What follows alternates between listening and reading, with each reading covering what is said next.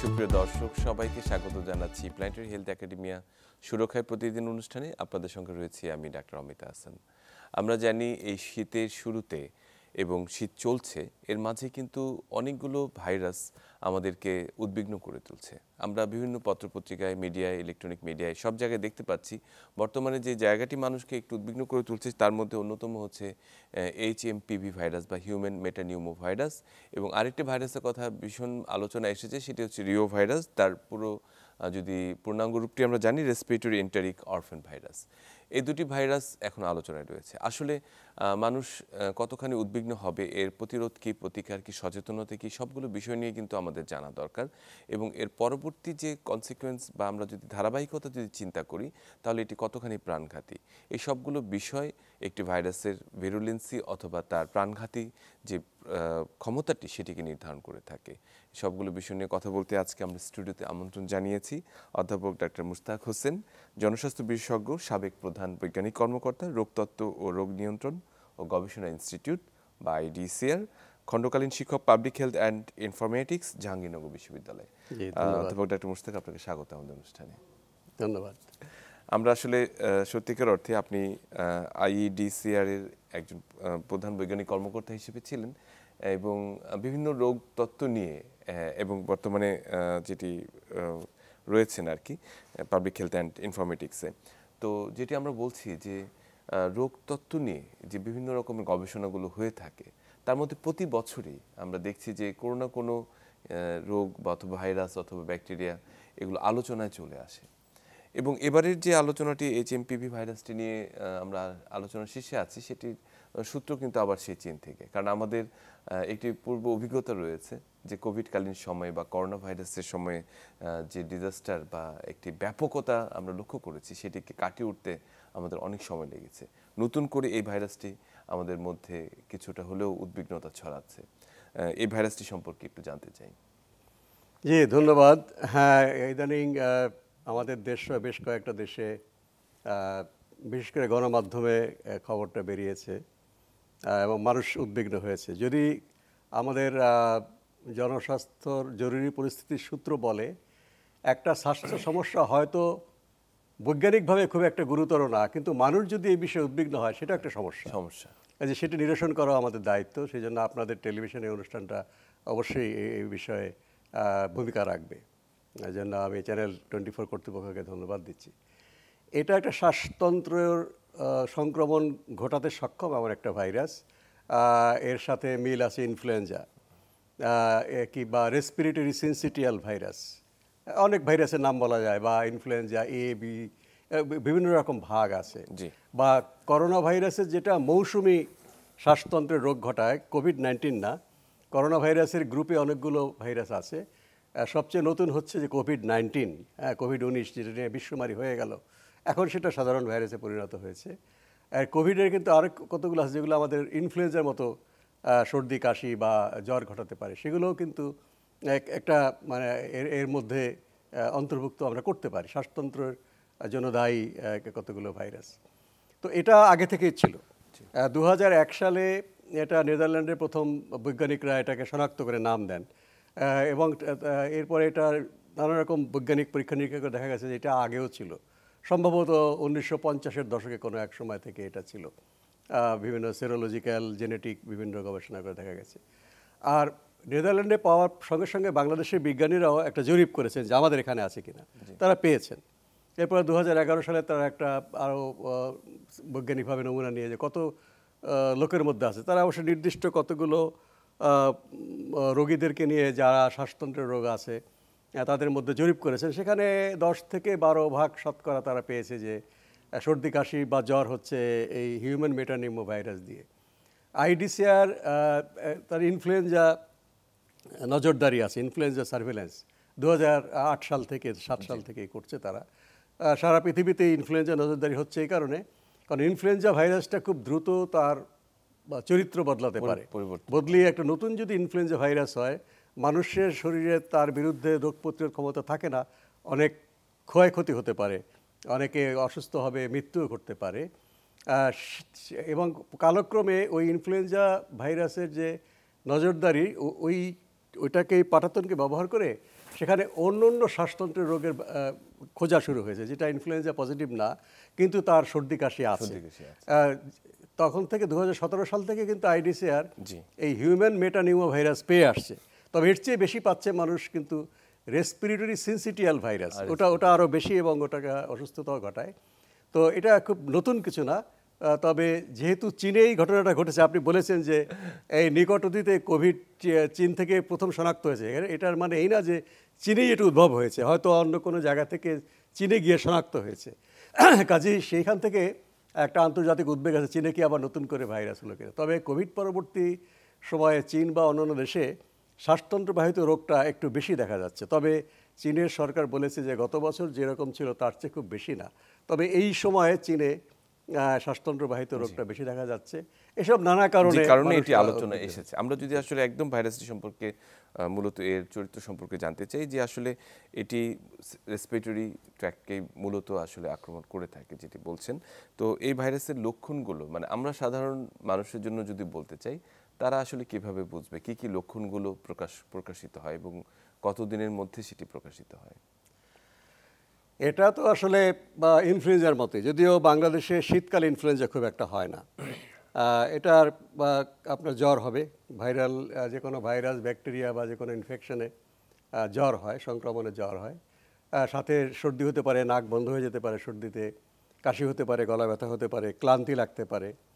অর্থাৎ ইনফ্লুয়েঞ্জা যে সমস্ত, সেগুলো প্রায় সব একই রকম লক্ষণ। তবে জ্বর হলেই এখন আমরা এই হিউম্যান মেটানিউমো ভাইরাস হোক বা ইনফ্লুয়েঞ্জা হোক, এটা চিকিৎসার জন্য কিন্তু খুব একটা হেরফের নেই। আপনাকে বিশ্রাম নিতে হবে, কারণ ক্লান্তি আসে, কাজেই বিশ্রাম নিতে হবে। সেটা অবশ্য আমরা হয়তো পরে আমরা আসবো। তার আগে আমরা জানতে চাই যে এই সংক্রমণের যে মাধ্যমটি, রোগটি একজন থেকে আরেকজনে ছড়িয়ে পড়ার যে প্রবণতাটি রয়েছে, কিভাবে আসলে এই সংক্রমণটি হয়, ছড়িয়ে পড়ে কিভাবে? সেটাও ইনফ্লুয়েঞ্জার মতো, এবং এর সাথে এই বিষয়ে এটা কোভিডের সাথে মিল আছে। যে কোভিড রোগটা একটা ভিন্ন, কারণ কোভিড শুধুমাত্র শ্বাসতন্ত্রকে সংক্রমণিত করে না, শরীরের অন্যান্য অংশকে ক্ষতিগ্রস্ত করে। কিন্তু এটা দেখা গেছে যে শ্বাসতন্ত্র, বিশেষ করে আমাদের নাক গলা পর্যন্ত ইনফেকশন হয়, কোনো কোনো ক্ষেত্রে জটিলতা ফুসফুসে সংক্রমিত করতে পারে। তো এটা ছড়াচ্ছে আমাদের এখানে হাঁচি কাশির মাধ্যমে ছড়ায়, বা হাঁচি কাশি লেগে থাকা কোনো জায়গায় আমি যদি হাত দিয়ে স্পর্শ করে, আবার আমরা প্রায় বসে থাকলে নাক এবং মুখে হাত দিয়ে স্পর্শ করি, সেভাবে ছড়াতে পারে। এই জন্য বলা হয় যে আমাদের সাবান দিয়ে ঘন ঘন হাত ধুতে হবে, কারণ আমার অজান্তেই ভাইরাস লেগে থাকতে পারে। হয়তো খালি চোখে দেখা যাচ্ছে না, আমরা অনেকে মনে করি হাত তো আমার পরিষ্কারই আছে, আমি কেন সাবান দিয়ে হাত ধোবো, কিন্তু এখানে যদি ভাইরাস লেগে থাকে আমি চোখে দেখবো না। এই সাবান দিয়ে নিয়মিত হাত ধোয়া, যখন আমি বাইরে থেকে ঘরে ঢুকবো বা অফিসে ঢুকবো, আবার রোগীকে আমি পরিচর্যা করবো, সেটা। আর মাস্ক পরা দরকার এই কারণে, বিশেষ করে যার এই লক্ষণ দেখা দেবে, তার হাঁচি কাশি হচ্ছে, তাহলে তার হাঁচি কাশি থেকে অন্যরা সংক্রমিত হবে না। আর ভিড়ের জায়গায় যখন যাব, তখন আমি মাস্ক পরাটা খুবই উচিত, কারণ ভিড়ের মধ্যে আমি জানি না কার মধ্যে এটা আছে। আর আমাদের শহরে যে পরিমাণ বায়ু দূষণ, এই বায়ু দূষণ থেকে সুরক্ষিত থাকার জন্য মাস্ক পরা দরকার। আমি মাস্ক পরি এই বায়ু দূষণের কারণে। আর এখন তো একটা শ্বাসতন্ত্রের রোগ দেখা দিয়েছে, আমাদের নিয়মিত মাস্ক পরা, সাবান দিয়ে হাত ধোয়া, এবং যিনি রোগী তার পরিচর্যা করার সময় আমি দূরত্ব বজায় রেখে করব। আমরা যদি একটু জানতে চাই যে আসলে অন্যান্য ভাইরাস থেকে, যেমন এই সময় তো আসলে আমরা দেখেছি যে অন্যান্য সংক্রমণও হচ্ছে, বিশেষ করে জ্বর, ঠান্ডা, কাশি এর শীতের শুরুতেই মাঝামাঝি সময়ও অনেকটা ছিল। তো এই হিউম্যান মেটানিউমো ভাইরাস আসলে আক্রান্ত হয়েছেন কিনা, এটা বোঝার জন্য কি কোনো পার্থক্য রয়েছে কিনা বা আলাদা কোনো বৈশিষ্ট্য? এটা আসলে খুব প্রয়োজনও নেই, কারণ একই রকম। এখন জ্বর নানা কারণে হচ্ছে। একটা হচ্ছে আপনার ইনফ্লুয়েঞ্জা, অবশ্যই বাংলাদেশে শীতকালে খুব একটা হয় না। ডেঙ্গির কারণে, ডেঙ্গু শীতের সময় কমে আসছে, ডেঙ্গু কোভিড হতে পারে, এটাও হতে পারে, বা রেসপিরেটরি সিনসিটিয়াল ভাইরাস দিয়ে হতে পারে। কাজেই আপনার জ্বর, সর্দি, কাশি হলে আপনি ব্যবস্থা নেবেন, বিশ্রামে থাকবেন। যদি 3 দিনের ভিতরে জ্বর না কমে বা জটিলতা বেড়ে যায়, তখন অবশ্যই চিকিৎসকের পরামর্শ নিতে হবে। এটি 7 থেকে 10 দিনের মধ্যে এমনি ভালো হয়ে যাওয়ার কথা। যে কোনো ভাইরাস জ্বর 7 থেকে 10 দিনের মধ্যে ভালো হয়ে যায়। তবে আপনাকে প্রথম দিকে বিশ্রামে থাকতে হবে আপনার নিজের শরীরের যত্নের জন্য, এবং অন্যের মধ্যে যেন এটা সঞ্চারিত না হয়। এর সাথে কি আসলে কোনো ধরনের র্যাশ অথবা কোনো কিছু সম্পৃক্ত কিনা? আমরা খুবই বিরল। র্যাশ সাধারণত হয় না, জ্বর বেশি হলে হতে পারে অ্যালার্জিক প্রতিক্রিয়ার কারণে। সেটা হলে তো আমাদের এবং এই জ্বরের ঔষধ আছে যেটা আমরা প্রেসক্রিপশন ছাড়াই পেতে পারি, বা অ্যালার্জিক যদি হয় বা আমাদের অ্যান্টিহিস্টামিন এটা আসলে পেতে পারি। ওটিসি তবে এবং প্রচুর পরিমাণে তরল পদার্থ খাওয়া উচিত, কারণ ভাইরাস জ্বরে আমাদের শরীর থেকে অনেক জলীয় পদার্থ চলে যায়। তরল খাবার আমাদের খেতে হবে। শনাক্ত করার আসলে পদ্ধতি কি শুধুমাত্র মানে খুব নির্দিষ্ট জায়গায় সংরক্ষিত, নাকি এটি সব ল্যাবরেটরিতে শনাক্ত করা সম্ভব? না, এটা এমনি রোগীর চিকিৎসার জন্য শনাক্ত করা প্রয়োজন নেই, কারণ একই রকম লক্ষণ ভিত্তিক চিকিৎসা দিতে হয়। শনাক্ত করা যে আরটিপিসিআর পদ্ধতি, আমাদের কোভিডের সময় আরটিপিসিআর বাংলাদেশে অনেক জায়গায় আরটিপিসিআর যে যন্ত্র সেটা স্থাপিত হয়েছে, কাজে আরটিপিসিআর এর মাধ্যমে এটা শনাক্ত করা যায়। কাজে এটা একান্ত মানে যারা বেসরকারি রোগ নির্ণয় কেন্দ্র, হাসপাতাল, সেখানেও আরটিপিসিআর আছে, সেখানেও এটা শনাক্ত করা যায়। এবং রেসপিরেটরি প্যানেল যেটা, এটার জন্য আলাদাভাবেও করা যায় আরটিপিসিআর। রেসপিরেটরি প্যানেলে যখন আপনি ইনফ্লুয়েঞ্জা পাচ্ছেন না, কোভিড পাচ্ছেন না, তখন রেসপিরেটরি প্যানেলে দেওয়া যায়। যে রোগীটা শনাক্ত হলো কিছুদিন আগে, যেটা নিয়ে আমরা বেশ উদ্বিগ্ন এখন, তার অবস্থা বেশ খারাপই ছিল। তার সর্দি কাশি কমছে না, জ্বর কমছে না, হয়তো তাকে আইসিইউতে না নিতে হয়েছে। তখন দেখা গেল যে কোভিডও না, ইনফ্লুয়েঞ্জাও না, তখন রেসপিরেটরি প্যানেলে দেওয়া হলো। সেখানে দেখা গেল যে সেখানে প্রায় 12, 13, 14টা রোগের একসাথে পরীক্ষা করা যায়। একটু দামি, খরচ আসে বেশ। তখন পাওয়া গেল সে হিউম্যান মেটানিউমো ভাইরাসে আক্রান্ত। কাজে এটা পাওয়া যায়, মানে ভালো ভালো ল্যাবরেটরিতে, সরকারি বেসরকারি সব জায়গায় এই ব্যবস্থাটা আছে। বাট সাধারণভাবে আসলে অত প্রয়োজন নেই। যদি না, প্রয়োজন নাই, রোগীর চিকিৎসার জন্য এটা এই ভাইরাস পরীক্ষা করার কোনো প্রয়োজন নেই। 2 নম্বর হচ্ছে যে এটি সম্পর্কে আসলে মানুষ যে উদ্বিগ্ন হচ্ছে যে এর পরবর্তী যে জটিলতা রয়েছে, যে কোনো কোনো পেশেন্ট, আমরা কোভিডের ক্ষেত্রে দেখেছি যে অনেককে আইসিইউতে যেতে হয়েছে, পরবর্তী জটিলতাগুলো অনেক বেশি ছিল এবং উদ্বিগ্নতার অনেক কারণ ছিল।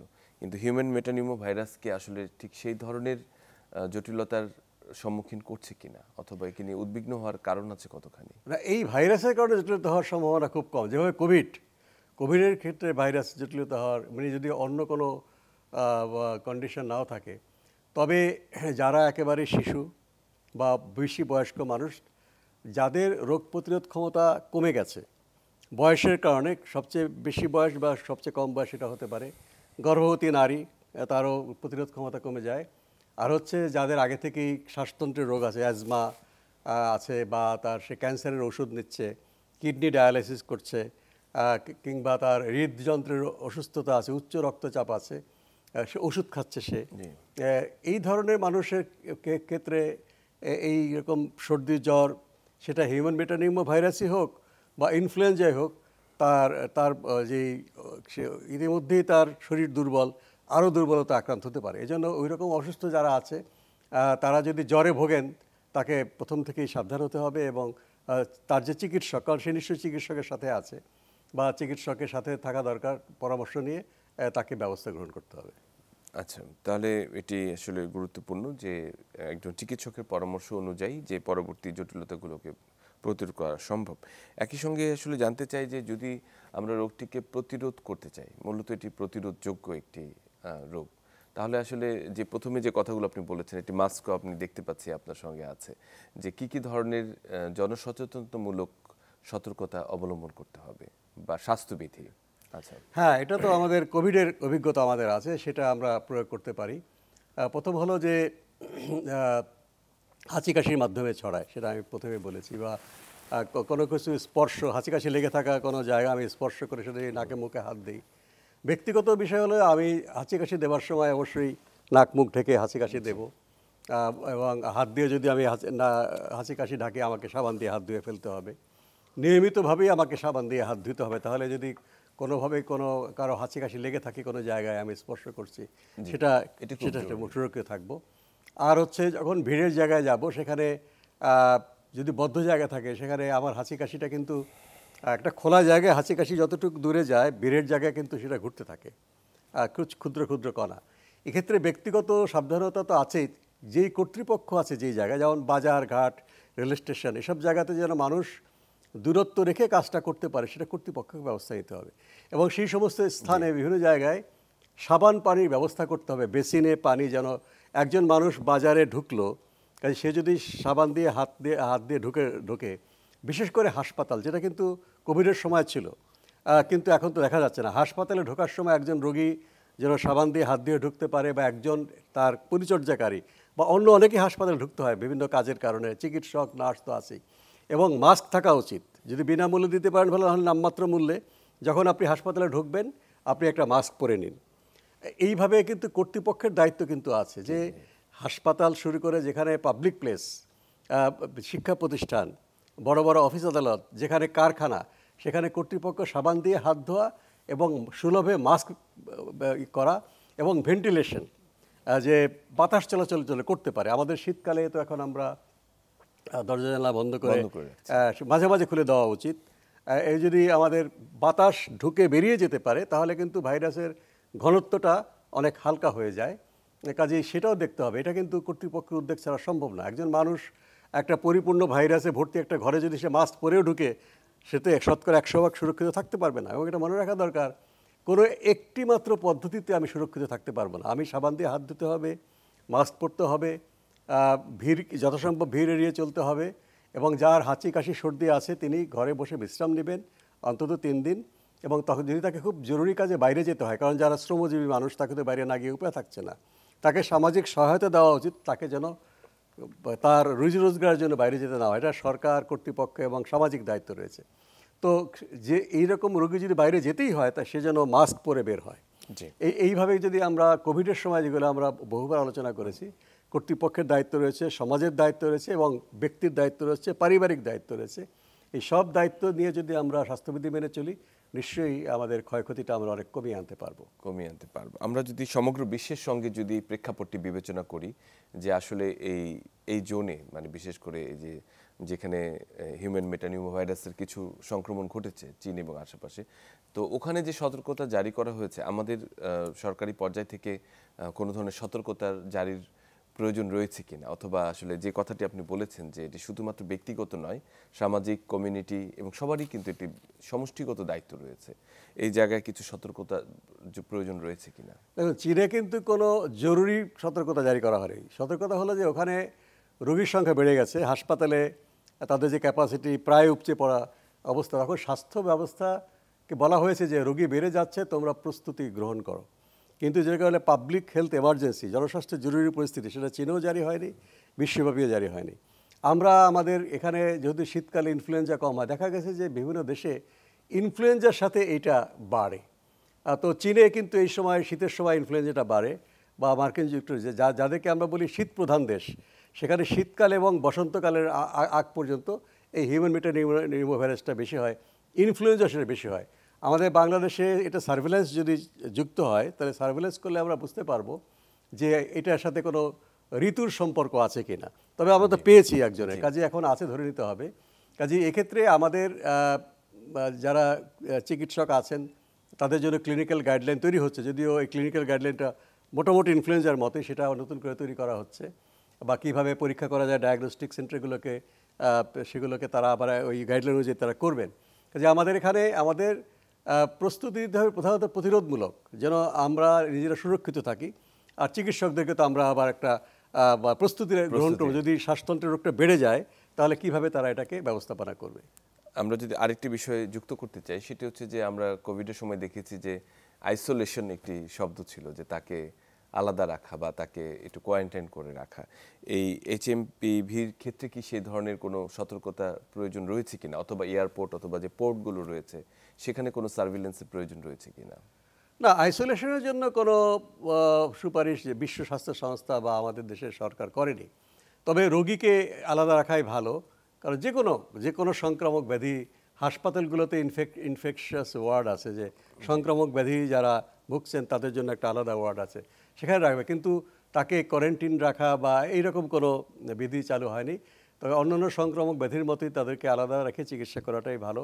বাসায় যদি সে থাকে তাকেও আলাদা করে রাখা, কারণ আমরা কেন চাইবো আরেকজন লোক সংক্রমিত হোক। যতই এটা মৃদু সংক্রমণযুক্ত রোগ হোক না কেন, একজন মানুষ তো অসুস্থ হচ্ছে এবং ভাইরাসের প্রভাবে তার কিছু না কিছু শারীরিক ক্ষতি হচ্ছে এবং সে সংক্রমিত হলে তার কাজ নষ্ট হচ্ছে, সেটা আমাদের করতে হবে। কিন্তু এর জন্য আইসোলেশন, কোয়ারেন্টাইনটা প্রয়োজন নেই।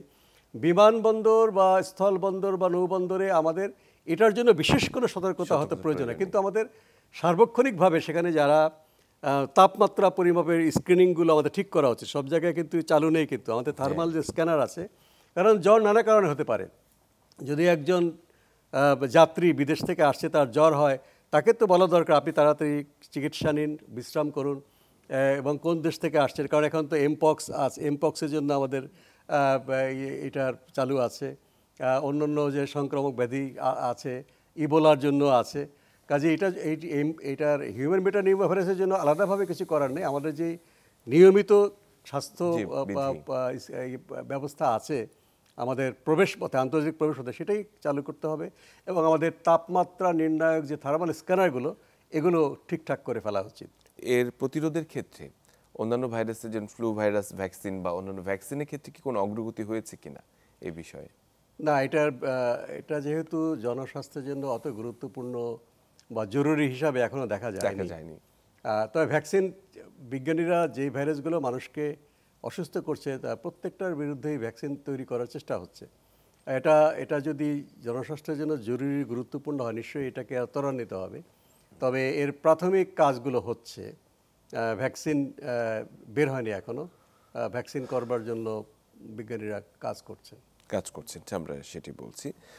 এ বিষয়ে যদি আমরা আরেকটু কথা বলতে চাই, যে আমাদের সাধারণ দর্শকরা যারা এই মুহূর্তে আছেন, আমাদের সাথে যুক্ত আছেন বা যুক্ত হবেন পরবর্তীতে, এই মানে যে সতর্কবার্তাটি আপনি দিতে চাচ্ছেন, যে সতর্কতা প্রয়োজন কিন্তু আতঙ্ক প্রয়োজন নেই, অথবা ভয় পাবার কোনো কারণ নেই, সেই জায়গাটি আসলে বিভিন্ন সোশ্যাল মিডিয়া, বিভিন্ন জায়গা থেকে দেখা যাচ্ছে যে অনেকের মাঝে আতঙ্ক তৈরি করছে। এই জায়গাটিতে আসলে কিভাবে আমরা সুরক্ষিত করতে পারি?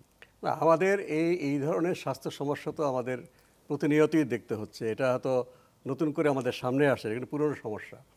হাঁচি কাশি জনিত যে কোনো রোগের বিরুদ্ধে আমাদের সাবধানতা অবলম্বন করা উচিত। আমি কেন অসুস্থ হব? আমি অসুস্থ হলে আমি কাজ করতে পারবো না, আমার শরীরের কিছু না কিছু ক্ষতি হবে। কাজে এই সাবধানতাটা আমাদের প্রতিনিয়তই রাখতে হবে, আমাদের দৈনন্দিন জীবনের অংশ হিসেবেই করতে হবে। কিন্তু এজন্যে আমাদের আতঙ্কিত হওয়ার কোনো কারণ নেই। আতঙ্কিত হলে যে সঠিক কাজটা আমি করতে পারবো না, আতঙ্কিত হলে আমি যেই কাজগুলো করা সেটা ভুলে যাব। কাজে আতঙ্ক হওয়া একেবারেই অনুচিত। এক্ষেত্রে এইটা আমরা সাবধান থাকব, আমাদের সতর্কতা থাকতে হবে আমাদের দৈনন্দিন জীবনে, এবং কর্তৃপক্ষ ব্যবস্থা গ্রহণ করবেন, কিন্তু আমরা যেন নিজেদের মানসিক স্বাস্থ্যের ক্ষতি না করি আতঙ্কিত হয়ে, সেটি চিন্তা করে।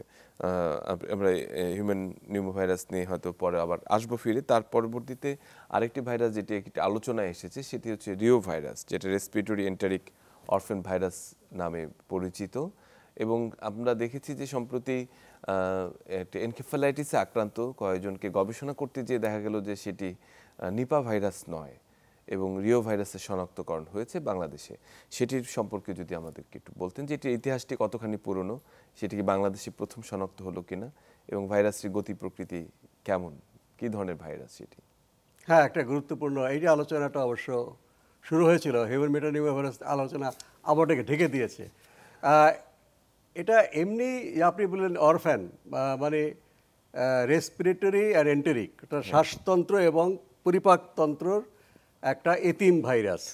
এটা অরফ্যান বলা হচ্ছে এই কারণে যে এটা অন্য অন্য সংক্রমণের সাথে একসাথে পাওয়া যাচ্ছে, এটা কোনো সংক্রমণ ঘটাচ্ছে না শ্বাসতন্ত্রে এবং পরিপাকতন্ত্রে, এটা অন্য সংক্রমণের সাথে পাওয়া যাচ্ছে। এটা খুব একটা হয়তো আমাদের চিন্তার কারণ নেই।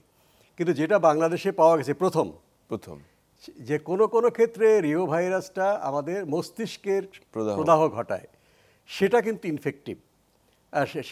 সেটাকে অবশ্যই সতর্ক থাকতে হবে, এটা আমাদের জন্য গুরুত্বপূর্ণ। কারণ মস্তিষ্কের প্রদাহ তো খুবই আমাদের শারীরিক একটা বড় ধরনের জটিলতা সৃষ্টি করে, এবং এটা বাংলাদেশে পাওয়া গেছে বাদুড়ের যেই রিও ভাইরাসটা, সেটাই পাওয়া গেছে। যাদের মস্তিষ্কের প্রদাহ আছে, খেজুরের কাঁচা রস খেয়েছে, কিন্তু নিপা ভাইরাস পাওয়া যায়নি, তাদেরকে পরীক্ষা করা হচ্ছিল একটা গবেষণা প্রকল্পের মধ্যে, সেখানে রিও ভাইরাসটা পাওয়া গেছে। কাজে এটাকে প্রতিরোধ করতে হলে আমাদের অবশ্যই খেজুরের কাঁচা রস খাওয়া বাদ দিতে হবে। আর বাদুড়ে যেই মুখ দিয়ে ফলগুলো খেয়ে ফেলে দেয়, এখন আমি তো জানি না যে গাছের নিচে যেই খাওয়া ফল বাদুড়ে খেয়েছে না পাখিতে খেয়েছে। কাজে যে কোনো আধা খাওয়া ফল বা ফাটা ফল আমাদের খাওয়া উচিত না, সেটা ফেলে দেওয়া উচিত। কাজেই এই ফাটা বা আধা খাওয়া ফল এবং খেজুরের কাঁচা রস খাওয়া অবশ্যই বন্ধ করতে হবে। তাহলে মস্তিষ্কের প্রদাহ ঘটাতে সক্ষম যে রিও ভাইরাস, সেখান থেকে আমরা সুরক্ষিত থাকব। আমরা আসলে এর আগে যেটি নতুন যে ভাইরাসটি আসলে এটি তো ডেফিনেটলি এটি উদ্বিগ্নতার খবর। তার আগে নিপা ভাইরাস যেটি আসলে সমস্যা ছিল, প্রতি বছরই এত সতর্কতার পরেও যে বিভিন্ন মিডিয়া, বিভিন্ন চ্যানেল, বিভিন্ন ইলেকট্রনিক মিডিয়া বা প্রিন্ট মিডিয়া সবকিছু প্রচার করার পরেও দেখা যাচ্ছে যে প্রতি বছরই নিপা ভাইরাসে আক্রান্ত হচ্ছে অনেকেই, এবং মস্তিষ্কের প্রদাহ বা এনকেফালাইটিসে আক্রান্ত হয়ে অনেকে মৃত্যুবরণ করছে বিশেষ করে। তো এই জায়গাটিকে আসলে কিভাবে মানে থামানো যায়, বা আরো কিছু পদক্ষেপ গ্রহণ করা যায় কিনা এই ক্ষেত্রে? হ্যাঁ, আমি একটু আগে রিও ভাইরাস সম্পর্কে যেটা বললাম যে খেজুরের কাঁচা রস খাওয়া বন্ধ করা, এটা 2001 সালে আমাদের এখানে আহ, এটা ধরা পড়ে, তবে তখনও নিপা কি না সেটা নিশ্চিত হওয়া যায়নি। পরবর্তী পর্যায়ে 2002-3 সালে এটা গবেষণায় পাওয়া গেছে এটা নিপা ভাইরাস। মালয়েশিয়াতে প্রথম শনাক্ত হয়, মালয়েশিয়া একটা গ্রামের নাম নিপা, সেইটাই নামে এটা হয়েছে। তো এরপরে আমরা টাঙ্গাইলে একটা বড় ধরনের সংক্রমণ হয়, ফরিদপুরে একটা বড় ধরনের সংক্রমণ হয়। আমরা প্রচার করছি, কিন্তু এটা স্বীকার করতে হবে যে যে সমস্ত অঞ্চলে খেজুরের কাঁচা রস পাওয়া যাচ্ছে, শুধু খেজুরের কাঁচা রস যে অঞ্চলে আছে সেখানেই শুধু না, এখন তো আপনার ফ্রিজে করে হ্যাঁ, প্লাস্টিকের বোতলে এটা চলে যাচ্ছে, যেখানে বাদুড় নেই, কি বলে, যেখানে খেজুর গাছ নেই সেখানেও যাচ্ছে। কাজে সারা দেশটাই কিন্তু এই ঝুঁকির মধ্যে রয়ে গেছে। কাজে এই শীতের সময়ে খেজুরের কাঁচা রস পাওয়া যাচ্ছে, এটা আমাদের খাওয়া বন্ধ করতে হবে। এটাকে আমি যদি সিদ্ধ করে পায়েস বানাই কিংবা গুড় তৈরি করি তাহলে কোনো সমস্যা নেই, কিন্তু এটা অবশ্যই বন্ধ করতে হবে। শীতের সময় এই ঝুঁকিটা আছে, এবং গরমের সময় কোনো কোনো সময় যে তাল গাছ কেটে যে রস তৈরি করা হয়, তালের ফলের রস না, তাল গাছ কেটে যে রস তৈরি করে তাড়ি তৈরি করা হয়, সেই তাড়ি খেয়েও কিন্তু নিপাতে আক্রান্ত হওয়ার ইতিহাস বাংলাদেশে আছে। কাজেই ওই তাল গাছ কাটা রস দিয়ে যে তৈরি করা তাড়ি, সেটাও কিন্তু বিপজ্জনক। কাজেই সেটা কিন্তু আমরা অবশ্যই খাবো না। তাড়ি খাওয়া তো এমনি স্বাস্থ্যের জন্য ভালো না, যে কোনো অ্যালকোহলিক, এটা তো আমাদের খাদ্য না। কাজে এটাকে আমাদের অ্যাভয়েড করতে হবে। গুড় বানানো যেতে পারে সেটা। কাজে এই বিষয়ে আমাদেরকে সতর্ক হওয়া দরকার। শীত সামনে কদিন পরে কিন্তু আবার শৈত্যপ্রবাহ আসছে। শৈত্যপ্রবাহের সময় কিন্তু রসটা খুব ভালো করে পড়ে। অবশ্যই রস সংগ্রহ করবেন, যারা গাছি আছেন তারা এই রস সংগ্রহ করার আগে এবং পরে সাবান দিয়ে হাত ধোবেন। এই নিপা ভাইরাসটা কিন্তু সাবান দিয়ে হাত ধুলে কিন্তু নিপা ভাইরাসটা নষ্ট হয়ে যায়, বা 70 ডিগ্রি সেন্টিগ্রেডের তাপমাত্রা ফুটালে এই ভাইরাস নষ্ট হবে। কারণ এটা আবরণটা হচ্ছে চর্বি জাতীয় পদার্থ দিয়ে আবরণ। আপনি জানেন যে চর্বি জাতীয় পদার্থ যদি সাবান লাগে এটা ফেটে যায়। আর যদি আমরা এটা তাপমাত্রা 70 ডিগ্রি সেন্টিগ্রেড, সেটাও গলে যায়। নিপা ভাইরাস থেকে মুক্ত থাকতে হলে আমাদের সাবান দিয়ে হাত ধোয়া, ফুটিয়ে রসটি যদি খেতেই হয় তাহলে ফুটিয়ে। আরেকটা হচ্ছে, বাংলাদেশে নিপা ভাইরাসটা মানুষ থেকে মানুষের ছড়ানোর ইতিহাস আছে। এটা কিন্তু মালয়েশিয়াও পাওয়া যায়নি, ভারতেও পাওয়া যাচ্ছে না। বাংলাদেশে আমাদের আশঙ্কা, এখনও গবেষণা দ্বারা নিশ্চিত হওয়া যায়নি, যে সম্ভবত শ্বাসতন্ত্রের মাধ্যমে হাঁচি কাশি বা স্পর্শের মাধ্যমে নিপা ভাইরাসটা ছড়ায়। বাংলাদেশের সব জায়গায় এটা হয়নি, কোনো কোনো জায়গায় দেখা গেছে একটা পরিবারের সবাই আক্রান্ত হয়েছে, সবাই খেজুরের কাঁচা রস খায়নি, কিংবা একজন অ্যাম্বুলেন্স ড্রাইভার, সে নিপা রোগী পরিবহন করেছে, সেও কিন্তু আক্রান্ত হয়েছে। রিক্সা শ্রমিক যিনি রিক্সায় করে তিনিও আক্রান্ত হয়েছেন। কাজেই আমাদের এখানে এই শ্বাসতন্ত্রের যেই স্বাস্থ্যবিধি, যেটা আপনার হিউম্যান মেটা নিউমো ভাইরাস সম্পর্কে আলোচনা করেছি, কোভিড নিয়ে করেছি, এখানে নিপা ভাইরাসের জন্য আমাদেরকে একই বিষয়ে সাবান দিয়ে হাত ধোয়া, মাস্ক পরা, সেগুলো আমাদের মেনে চলতে হবে। সেটি খুবই চমৎকার বলেছেন। এবং এই যে রিও ভাইরাস নিয়ে যে নতুন একটি আলোচনা এসেছে, যে এনকেফালাইটিস হচ্ছে, 5 জন শনাক্ত হয়েছেন যে এনকেফালাইটিসের, এই ক্ষেত্রেও আসলে মানে এর পরবর্তী জটিলতার সাথে নিপা ভাইরাসের কোনো পার্থক্য রয়েছে কিনা? এখন যাদেরকে বাংলাদেশে পেলাম তারা এখন সুস্থ আছে, কাজেই জটিলতা বলা যাবে না। নিপা ভাইরাসে যারা আক্রান্ত হয় তারা কিন্তু পরিপূর্ণভাবে আগের অবস্থায় ফেরত যেতে পারে না। তাদের যে স্নায়ুতন্ত্র বা মস্তিষ্কের অসুস্থতা থেকেই যায়। তো রিও ভাইরাস যেহেতু 5 জন এখন সুস্থ আছে, হতে পারে তারা মৃদুভাবে সংক্রমিত হয়েছেন। এটা গবেষণা তো একটা জোরদার করা হবে, আরও ভালোভাবে লক্ষ্য করা হবে পরবর্তী পর্যায়ে যারা আক্রান্ত হচ্ছেন তাদের অবস্থা কি হয় সেটি। তাহলে সতর্কতা যদি আমরা আসলে, যেটি আপনি মূল তথ্য দিয়েছেন, যে এক্ষেত্রে আসলে আইনগত কোনো সতর্কতা বা কিছু করা যায় কিনা, যেমন খেজুরের কাঁচা রস, এটি আসলে মানুষের কাছে খুব ভীষণ লোভনীয় এই শীতকালে, এবং অনেকেই কিন্তু এই আইনটি মানে নিয়মটি মানছেন না, সতর্কতাটি মানছেন না। সেক্ষেত্রে আসলে স্থানীয়ভাবে কমিউনিটিকে এঙ্গেজ করা যায় কিনা অথবা স্থানীয়ভাবে সেটিকে প্রচারিত করা যায় কিনা? হ্যাঁ, অবশ্যই জনগণকে সম্পৃক্ত করা ছাড়া আমরা তো কোনো স্বাস্থ্য বার্তা বা জনস্বাস্থ্য সমস্যার সমাধান করা যায় না। এখানে অনেকেই বলছে যে আমি আমার খেজুরের গাছটা মশারি দিয়ে ঢেকে রেখেছি, হ্যাঁ, আমি সেটাই বলছিলাম যে পলিথিন দিয়ে ঢেকে রেখেছি, এটা নিরাপদ, এবং বিজ্ঞাপনও দিচ্ছে অনলাইনে জি। নিপা ভাইরাস মুক্ত। এখন নিপা ভাইরাস মুক্ত খেজুরের কাঁচা রস তো আপনি না ফুটানো ছাড়া হবে না, আর ফুটিয়ে ফেললে ওই কাঁচা রসের বৈশিষ্ট্যটা থাকছে না, হ্যাঁ, সেটা মানে আধা গুড় হয়ে যাচ্ছে। কাজেই এই বিজ্ঞাপনগুলো ঠিক না। হ্যাঁ, এই জন্য একটা আইনগত বিষয়ে থাকা উচিত যে এরকম বিজ্ঞাপনকে প্রচার করতে পারবে না। বা আমার জাল দিয়ে ঘেরা, আপনি যদি জাল দিয়ে ঘিরে রাখেন বা মশারি দিয়ে ঘেরা রাখেন, বাদুড়ের প্রস্রাব থেকে এটা ছড়াচ্ছে, বাদুড় হয়তো তাকে মুখ দিতে পারছে না, কিন্তু তার প্রস্রাবটা সেখানে যেতে পারছে, আপনি খালি চোখে দেখতে পাচ্ছেন না। কিংবা আপনি যেই জায়গাটা কাটা আছে ওই জায়গাটা বাদুড় জিহ্বা দিয়ে সে ওটা চেটে খায় রসটা। কারণ বাদুড় যে এর আগেও কিন্তু বাংলাদেশে বাদুড় ছিল, কিন্তু নিপা কিন্তু এইভাবে আমরা পাইনি। কারণ আমরা বন জঙ্গলকে উজাড় করে ফেলছি যেখানে বাদুড়ের খাবার ছিল। বিভিন্ন বুনো ফল খেয়ে কিন্তু বাদুড় বাঁচত। বন জঙ্গল কাটার ফলে বাদুড়রা কিন্তু এখন আমাদের রাস্তার পারে বাঁশঝাড়ে পাচ্ছি। আগে তো বাদুড় দেখা যেত না দিনের বেলা, দিনের বেলা এরা ঘুমায়। এমনভাবে এরা পরিবেশের সাথে খাপ খেয়ে নিয়েছে, নিচ দিয়ে গাড়ি চলছে, ট্রাক চলছে, ওদের ঘুম নষ্ট হচ্ছে না, আগে হয়তো উড়ে চলে যেত। কাজেই বাদুড় বাধ্য হয়ে বন জঙ্গল যদি কেটে সাফ করে ফেলছি আমরা, তারা লোকালয়ে আসছে এবং খাবারের খোঁজে সে এই মিষ্টি আপনার রসে মুখ দিচ্ছে, বা যেটা গ্লুকোজটা, চিনিটা কিন্তু ওর শরীরের জন্য দরকার, আমাদেরও দরকার হয়। কাজেই তাদের খাদ্যাভাবের জন্য কিন্তু তারা এখানে আমাদের রসের হাঁড়িতে মুখ দিচ্ছে। যেখানে আপনি জাল দিয়ে ঢাকুন বা পলিথিন দিয়ে ঢাকুন বা যা দিয়ে ঢাকুন, অবশ্যই এটা নিরাপদ না, এটা ঝুঁকিপূর্ণ। এরকম বিজ্ঞাপন আপনারা দেবেন না। আপনারা বিকল্পভাবে এই খেজুরের রসটাকে বাজারজাত করুন। গুড়ের মাধ্যমে হতে পারে বা পিঠা পায়েসের মাধ্যমে হতে পারে, কাঁচা রস খাওয়া যাবে। একেবারেই খাওয়া যাবে না। অসংখ্য ধন্যবাদ অধ্যাপক ডাক্তার মোস্তাক হোসেন, আপনি আজকে এই আলোচিত দুটি ভাইরাস নিয়ে অত্যন্ত চমৎকার কিছু তথ্য দিয়েছেন। নিশ্চয়ই ভবিষ্যতে আপনার সাথে আবারও কথা হবে। ধন্যবাদ। আমিও এই সুযোগ পেয়ে অনেক কিছু বলতে পারলাম। আশা করি যারা শুনেছেন তারা মন্তব্য দেবেন। আশা করি আমাদের জনস্বাস্থ্যকে সুদৃঢ় করার জন্য আপনাদের এই অনুষ্ঠান অনেক কাজে লাগবে। অসংখ্য ধন্যবাদ।